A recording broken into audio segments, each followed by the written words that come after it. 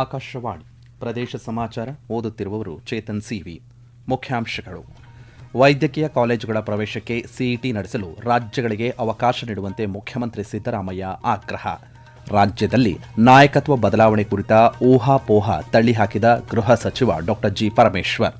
ರಾಜ್ಯದಲ್ಲಿ ಅರಣ್ಯ ಭೂಮಿಯ ಇಂಡೀಕರಣಕ್ಕೆ ಕ್ರಮ ವಹಿಸುವಂತೆ ಅಧಿಕಾರಿಗಳಿಗೆ ಅರಣ್ಯ ಸಚಿವ ಈಶ್ವರ್ ಖಂಡ್ರೆ ಸೂಚನೆ. ಬೆಂಗಳೂರಿನಲ್ಲಿ ಬಿಜೆಪಿ ಮಹತ್ವದ ಸಭೆ, ಪಕ್ಷ ಸಂಘಟನೆ ಕುರಿತಂತೆ ಚರ್ಚೆ.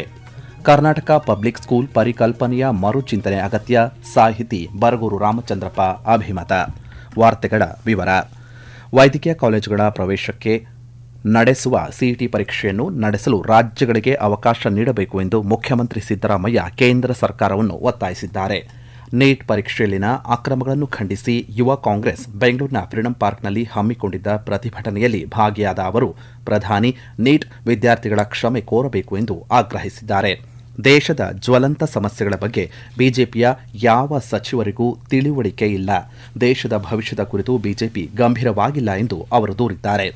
2016ರಲ್ಲಿ ನೀಟ್ ವ್ಯವಸ್ಥೆ ಬಂದ ಬಳಿಕ ವೈದ್ಯಕೀಯ ಪರೀಕ್ಷೆಯ ಪ್ರಶ್ನೆ ಪತ್ರಿಕೆಗಳು 5 ಬಾರಿ ಸೋರಿಕೆಯಾಗಿವೆ. ಕರ್ನಾಟಕವು ಅತ್ಯುತ್ತಮವಾದ ಸಿಇಟಿ ಪರೀಕ್ಷೆ ನಡೆಸಿ ಮಕ್ಕಳನ್ನು ಮೆಡಿಕಲ್ ಕೋರ್ಸ್ಗಳಿಗೆ ಆಯ್ಕೆ ಮಾಡುತ್ತಿತ್ತು. ಆದರೆ ಕೇಂದ್ರ ಸರ್ಕಾರ ಒಕ್ಕೂಟ ವ್ಯವಸ್ಥೆಯನ್ನು ಹಾಳುಗೆಡವಿ ನೀಟ್ ವ್ಯವಸ್ಥೆ ಜಾರಿಗೆ ತಂದಿದೆ ಎಂದು ಕೇಂದ್ರದ ವಿರುದ್ಧ ಅಸಮಾಧಾನ ವ್ಯಕ್ತಪಡಿಸಿದ್ದಾರೆ. ಕೂಡಲೇ ಕೇಂದ್ರ ಶಿಕ್ಷಣ ಸಚಿವ ಧರ್ಮೇಂದ್ರ ಪ್ರಧಾನ್ ರಾಜೀನಾಮೆ ನೀಡುವಂತೆ ಅವರು ಆಗ್ರಹಿಸಿದ್ದಾರೆ. ರಾಜ್ಯದಲ್ಲಿ ನಾಯಕತ್ವ ಬದಲಾವಣೆ ಕುರಿತ ಊಹಾಪೋಹಗಳನ್ನು ಗೃಹ ಸಚಿವ ಡಾ ಜಿ. ಪರಮೇಶ್ವರ್ ತಳ್ಳಿಹಾಕಿದ್ದಾರೆ. ಬೆಂಗಳೂರಿನಲ್ಲಿ ಸುದ್ದಿಗಾರರೊಂದಿಗೆ ಮಾತನಾಡಿದ ಅವರು, ಮುಖ್ಯಮಂತ್ರಿ ಹುದ್ದೆಗೆ ಸಂಬಂಧಪಟ್ಟಂತೆ ಯಾವುದೇ ನಿರ್ಧಾರವನ್ನು ಪಕ್ಷದ ಹೈಕಮಾಂಡ್ ತೆಗೆದುಕೊಳ್ಳಲಿದೆ ಎಂದು ಸ್ಪಷ್ಟಪಡಿಸಿದ್ದಾರೆ. ಸಿದ್ದರಾಮಯ್ಯ ಅವರನ್ನು ಮುಖ್ಯಮಂತ್ರಿಯನ್ನಾಗಿ ಆಯ್ಕೆ ಮಾಡಿದಾಗ ಅವರಿಗೆ ಯಾವುದೇ ಅಧಿಕಾರದ ಅವಧಿಯನ್ನು ನಿಗದಿಪಡಿಸಲಾಗಿಲ್ಲ. ಹೈಕಮಾಂಡ್ ಇಲ್ಲವೇ ಪಕ್ಷದ ಪ್ರಧಾನ ಕಾರ್ಯದರ್ಶಿಗಳು ಈ ಬಗ್ಗೆ ಯಾವುದೇ ಮಾಹಿತಿ ನೀಡಿಲ್ಲ ಎಂದು ಅವರು ತಿಳಿಸಿದ್ದಾರೆ. ಪರಿಹಾರ ಅರಣ್ಯೀಕರಣ ನಿಧಿಯಡಿ ಅರಣ್ಯ ಭೂಮಿ ರಕ್ಷಣೆಗೆ ಹಣ ಒದಗಿಸಲು ಅವಕಾಶವಿದ್ದು, ನಗರ ಮತ್ತು ಪಟ್ಟಣದ ಸಮೀಪ ಇರುವ ಕೋಟ್ಯಂತರ ರೂಪಾಯಿ ಬೆಲೆ ಬಾಳುವ ಅರಣ್ಯ ಭೂಮಿ ಒತ್ತುವರಿ ಆಗದಂತೆ ಬೇಲಿ ಹಾಕಲು ಅರಣ್ಯ ಸಚಿವರಾದಂಥ ಈಶ್ವರ್ ಖಂಡ್ರೆ ಅಧಿಕಾರಿಗಳಿಗೆ ಸೂಚನೆ ನೀಡಿದ್ದಾರೆ. ಬೆಂಗಳೂರಿನಲ್ಲಿ ಅಧಿಕಾರಿಗಳೊಂದಿಗೆ ಸಭೆ ನಡೆಸಿದ ಅವರು, ಅರಣ್ಯ ಪ್ರದೇಶದಲ್ಲಿ ಒತ್ತುವರಿಯಾಗಿರುವಂತಹ ಭೂಮಿ ಗುರುತಿಸಿ ಬೇಲಿ ಹಾಕಬೇಕು, ಸ್ಥಳೀಯ ಪ್ರಭೇದಗಳ ಸಸಿಗಳನ್ನು ನೆಟ್ಟು ನೆಡುತೋಪು ಅಭಿವೃದ್ಧಿಪಡಿಸುವಂತೆ ನಿರ್ದೇಶನ ನೀಡಿದ್ದಾರೆ. ಈ ಹಿಂದೆ ರಾಜರ ಆಳ್ವಿಕೆಯ ಕಾಲದಲ್ಲಿ ಮತ್ತು ಸರ್ಕಾರದಿಂದ ಅರಣ್ಯ ಎಂದು ಗೆಜೆಟ್ ಅಧಿಸೂಚನೆ ಆಗಿದ್ದರೂ ಇನ್ನೂ ಕೆಲವು ಕಡೆ ಅರಣ್ಯ ಎಂದು ಇಂಡೀಕರಣ ಆಗಿಲ್ಲ. ಹೀಗಾಗಿ ಆರ್ಟಿಸಿಯಲ್ಲಿ ಅರಣ್ಯ ಎಂದು ದಾಖಲಾದ ಕಾರಣ ಅಕ್ರಮ ಮಂಜೂರಾತಿ ಒತ್ತುವರಿ ಆಗುತ್ತಿದೆ. ಕೂಡಲೇ ಇಂಡೀಕರಣಕ್ಕೆ ಕ್ರಮ ವಹಿಸುವಂತೆ ಸಚಿವರು ಸೂಚನೆ ನೀಡಿದ್ದಾರೆ. ತುಮಕೂರು ಜಿಲ್ಲೆಯಲ್ಲಿ ನಾಡಿನತ್ತ ಚಿರತೆಗಳು ಆಗಮಿಸುತ್ತಿದ್ದು, ಅವುಗಳನ್ನು ಹಿಡಿದು ಕಾಡಿಗೆ ಮರಳಿಸಲು ಅಥವಾ ಪುನರ್ವಸತಿ ಕೇಂದ್ರಗಳಿಗೆ ಸ್ಥಳಾಂತರಿಸಲು ಕೂಡಲೇ ಚಿರತೆ ಕಾರ್ಯಪಡೆ ಆರಂಭಿಸುವಂತೆ ತಿಳಿಸಿದ್ದಾರೆ. ರಾಜ್ಯದ ಪ್ರಸಿದ್ಧ ಪ್ರವಾಸಿ ತಾಣಗಳಲ್ಲಿ ಒಂದಾದಂತಹ ಶಿವಮೊಗ್ಗದ ಸಕ್ರೆಬೈಲು ಆನೆ ಬಿಡಾರಕ್ಕೆ ನಾಳೆಯಿಂದ ಪ್ರವಾಸಿಗರ ಪ್ರವೇಶ ನಿಷೇಧಿಸಲಾಗಿದೆ. ಕಳೆದ ಕೆಲ ದಿನಗಳ ಹಿಂದೆ ಕೊಡಗಿನ ದುಬಾರೆ ಆನೆ ಬಿಡಾರದಲ್ಲಿ ಸಾಕಾನೆಗಳ ಕಾದಾಟದ ಸಂದರ್ಭದಲ್ಲಿ ಪ್ರವಾಸಿ ಮಹಿಳೆ ಹಾಗೂ ಆನೆ ಮೃತಪಟ್ಟಿತ್ತು. ಈ ಪ್ರಕರಣವನ್ನು ಅತ್ಯಂತ ಗಂಭೀರವಾಗಿ ಪರಿಗಣಿಸಿರುವಂತಹ ಅರಣ್ಯ ಸಚಿವರು ಆನೆ ಬಿಡಾರಗಳಲ್ಲಿ ಕಟ್ಟುನಿಟ್ಟಿನ ಎಸ್ಒಪಿ ಜಾರಿಗೆ ತರುವಂತೆ ಅಧಿಕಾರಿಗಳಿಗೆ ಸೂಚನೆ ನೀಡಿದ್ದಾರೆ.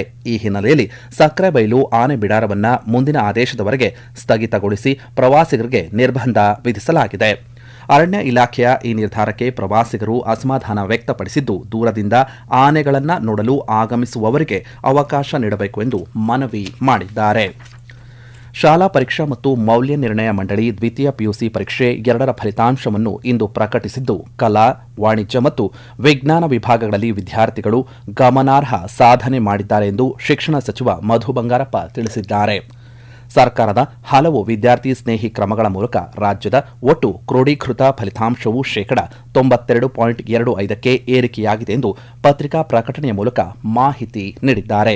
ಕಲಾ ವಿಭಾಗದಲ್ಲಿ 83.31, ವಾಣಿಜ್ಯ ವಿಭಾಗದಲ್ಲಿ 92.84, ವಿಜ್ಞಾನ ವಿಭಾಗದಲ್ಲಿ 96.1ಕ್ಕೆ ಫಲಿತಾಂಶ ಏರಿಕೆಯಾಗಿದೆ ಎಂದು ಅವರು ಸ್ಪಷ್ಟಪಡಿಸಿದ್ದಾರೆ. ಪ್ರದೇಶ ಸಮಾಚಾರ ಕೇಳುತ್ತಿದ್ದೀರಿ.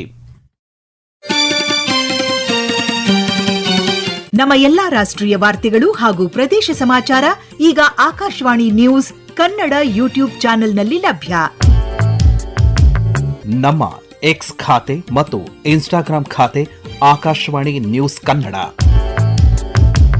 ಹೆಚ್ಚಿನ ಮಾಹಿತಿಗಾಗಿ ನಮ್ಮ ಫೇಸ್ಬುಕ್ ಖಾತೆ AIR ಕನ್ನಡ ನ್ಯೂಸ್ ಅನುಸರಿಸಿ. ಮಾಹಿತಿಯ ಹೂರಣ ವಾರದ ಕಾರ್ಯಕ್ರಮ ಪ್ರಚಲಿತ ವಿದ್ಯಮಾನ ಪ್ರತಿ ಬುಧವಾರ 9:15ಕ್ಕೆ. ಬೆಂಗಳೂರಿನಲ್ಲಿಂದು ಬಿಜೆಪಿ ರಾಜ್ಯಾಧ್ಯಕ್ಷ ಬಿವೈ ವಿಜಯೇಂದ್ರ ನೇತೃತ್ವದ ಪಕ್ಷದ ಸಂಘಟನಾ ಸಭೆ ನಡೆಯಿತು. ರಾಷ್ಟ್ರೀಯ ಸಂಘಟನಾ ಕಾರ್ಯದರ್ಶಿಗಳಾದಂತಹ ಶಿವಪ್ರಕಾಶ್, ರಾಜ್ಯ ಉಸ್ತುವಾರಿ ರಾಧಾ ಮೋಹನ್ ಅಗರ್ವಾಲ್ ರಾಜ್ಯದಲ್ಲಿ ಪಕ್ಷ ಸಂಘಟನೆ ಕುರಿತಂತೆ ಮಾರ್ಗದರ್ಶನ ನೀಡಿದ್ದಾರೆ. ಸಭೆಯಲ್ಲಿ ವಿಧಾನಸಭೆ ಪ್ರತಿಪಕ್ಷ ನಾಯಕ ಆರ್ ಅಶೋಕ, ವಿಧಾನ ಪರಿಷತ್ ವಿಪಕ್ಷ ನಾಯಕ ಛಲವಾದಿ ನಾರಾಯಣಸ್ವಾಮಿ, ಸಂಸದರು ಮತ್ತು ಶಾಸಕರು ಉಪಸ್ಥಿತರಿದ್ದರು.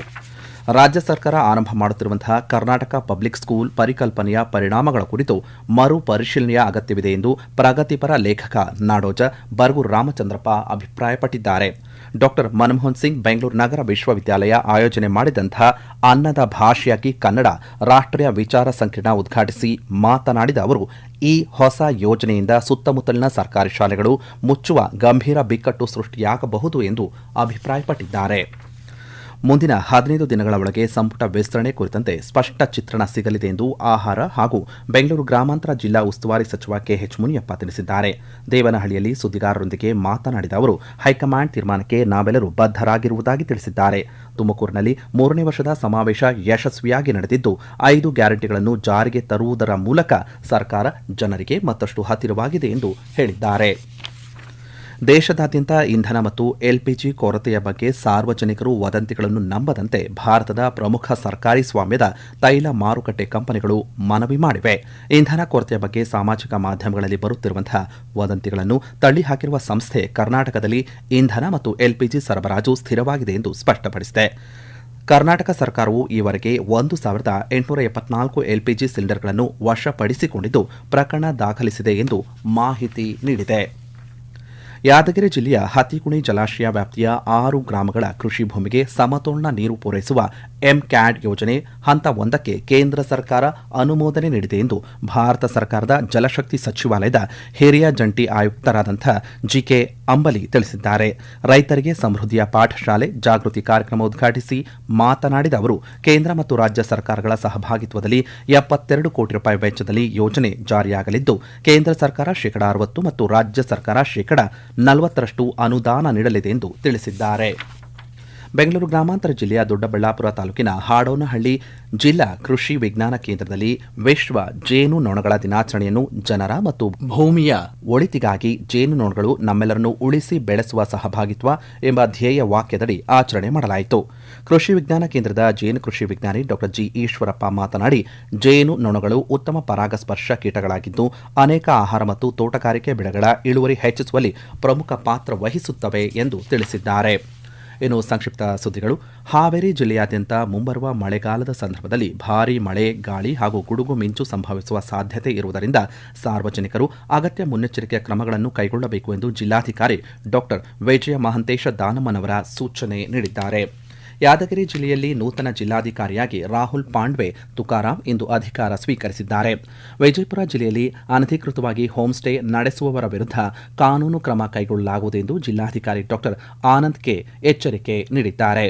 ವಿಜಯನಗರ ಜಿಲ್ಲೆಯ ಎಲ್ಲಾ ಇಲಾಖೆಯ ಜಿಲ್ಲಾ ಮತ್ತು ತಾಲೂಕು ಮಟ್ಟದ ಸಾರ್ವಜನಿಕ ಮಾಹಿತಿ ಅಧಿಕಾರಿಗಳಿಗೆ ಇದು 30ರಂದು ನಗರದ ಮಾಹಿತಿ ಹಕ್ಕು ಕಾಯ್ದೆ ಕುರಿತು 1 ದಿನದ ಕಾರ್ಯಾಗಾರ ಹಾಗೂ ಸಂವಾದ ಕಾರ್ಯಕ್ರಮ ಹಮ್ಮಿಕೊಳ್ಳಲಾಗಿದೆ ಎಂದು ಜಿಲ್ಲಾಧಿಕಾರಿ ಕವಿತಾ ಎಸ್ ಮನಿಕೇರಿ ಪ್ರಕಟಣೆಯಲ್ಲಿ ತಿಳಿಸಿದ್ದಾರೆ. ರಾಷ್ಟ್ರೀಯ ಮತ್ತು ರಾಜ್ಯದ ಕಾನೂನು ಸೇವೆಗಳ ಪ್ರಾಧಿಕಾರದ ನಿರ್ದೇಶನದಂತೆ ಬಳ್ಳಾರಿ ಜಿಲ್ಲಾ ಕಾನೂನು ಸೇವೆಗಳ ಪ್ರಾಧಿಕಾರದಿಂದ ಜುಲೈ 11ರಂದು ಜಿಲ್ಲಾ ನ್ಯಾಯಾಲಯದಲ್ಲಿ ರಾಷ್ಟ್ರೀಯ ಲೋಕ್ ಅದಾಲತ್ ಹಮ್ಮಿಕೊಳ್ಳಲಾಗಿದೆ. ಕೊನೆಯಲ್ಲಿ ಮತ್ತೊಮ್ಮೆ ಮುಖ್ಯಾಂಶಗಳು. ವೈದ್ಯಕೀಯ ಕಾಲೇಜುಗಳ ಪ್ರವೇಶಕ್ಕೆ ಸಿಇಟಿ ನಡೆಸಲು ರಾಜ್ಯಗಳಿಗೆ ಅವಕಾಶ ನೀಡುವಂತೆ ಮುಖ್ಯಮಂತ್ರಿ ಸಿದ್ದರಾಮಯ್ಯ ಆಗ್ರಹ. ರಾಜ್ಯದಲ್ಲಿ ನಾಯಕತ್ವ ಬದಲಾವಣೆ ಕುರಿತ ಊಹಾಪೋಹ ತಳ್ಳಿಹಾಕಿದ ಗೃಹ ಸಚಿವ ಡಾಕ್ಟರ್ ಜಿ ಪರಮೇಶ್ವರ್. ಅರಣ್ಯ ಭೂಮಿಯ ಇಂಡೀಕರಣಕ್ಕೆ ಕ್ರಮ ವಹಿಸುವಂತೆ ಅಧಿಕಾರಿಗಳಿಗೆ ಸಚಿವ ಈಶ್ವರ್ ಖಂಡ್ರೆ ಸೂಚನೆ. ಬೆಂಗಳೂರಿನಲ್ಲಿ ಬಿಜೆಪಿ ಮಹತ್ವದ ಸಭೆ, ಪಕ್ಷ ಸಂಘಟನೆ ಕುರಿತಂತೆ ಚರ್ಚೆ. ಕರ್ನಾಟಕ ಪಬ್ಲಿಕ್ ಸ್ಕೂಲ್ ಪರಿಕಲ್ಪನೆಯ ಮರುಚಿಂತನೆ ಅಗತ್ಯ, ಸಾಹಿತಿ ಬರಗೂರು ರಾಮಚಂದ್ರಪ್ಪ ಅಭಿಮತ. ಇಲ್ಲಿಗೆ ಪ್ರದೇಶ ಸಮಾಚಾರ ಮುಕ್ತಾಯವಾಯಿತು. ನಮ್ಮ ಮುಂದಿನ ವಾರ್ತಾ ಪ್ರಸಾರ 7:35 ನಿಮಿಷಕ್ಕೆ.